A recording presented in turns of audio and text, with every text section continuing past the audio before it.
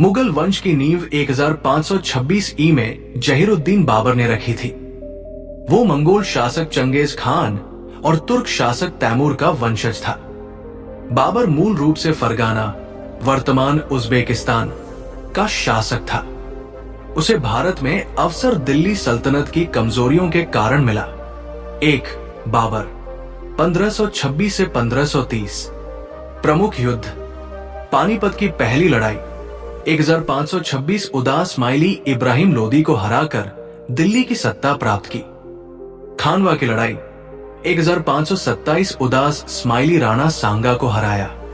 चंदेरी की लड़ाई 1528 उदास स्माइली मेदिनी राय को हराया। घाघरा की लड़ाई 1529 उदास स्माइली अफगान शासकों के साथ।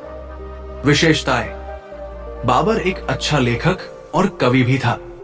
उसकी आत्मकथा तुजू के बाबरी बाबरनामा प्रसिद्ध है।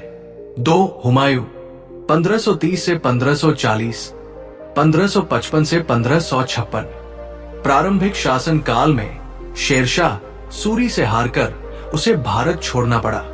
1540 से 1555 तक निर्वासन में रहा, ईरान आदि देशों में। 1555 में सत्ता पुनः प्राप्त की, लेकिन अगले ही वर्ष सीढ़ियों से गिरकर मृत्यु हो गई। उपलब्धि: हुमायूंनामा गुलबदन बेगम द्वारा लिखित में उसका जीवन वर्णित है। 3. अकबर 1556 से 1605। 13 वर्ष की उम्र में गद्दी पर बैठा। बैरम खां के संरक्षण में शासन की शुरुआत। हिंदू मुस्लिम एकता की नीति, कई हिंदू राजकुमारियों से विवाह किया। प्रशासनिक सुधार, मनसबदारी प्रणाली की शुरुआत। दहसाला प्रणाली, टोडरमल द्वारा राजस्व सुधार। धार्मिक नीति, सभी धर्मों के लोगों से संवाद, इबादत खाना की स्थापना। दीन इलाही नामक नया धर्म शुरू किया, लेकिन सफल नहीं हुआ। नवरत्न, तानसेन, बीरबल, टोडरमल, अबुल फजल आदि। 4. जहांगीर 1605 से 1627।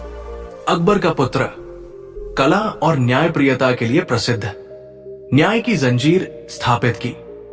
नूरजहां उसकी पत्नी, जो शासन में अत्यधिक प्रभावशाली रही। विलियम हॉकिंस व सर थॉमस रो जैसे अंग्रेज उसके दरबार में आए। 5. शाहजहां 1628 से 1658। स्थापत्य कला का स्वर्ण काल। ताजमहल, मुमताज महल की याद में लाल किला, जामा मस्जिद जैसे अद्भुत स्मारकों का निर्माण। दक्षिण में दक्कन की नीति में असफलता। बुजुर्ग होते ही पुत्रों में युद्ध। औरंगजेब ने शाहजहां को कैद कर सत्ता हथिया ली। 6.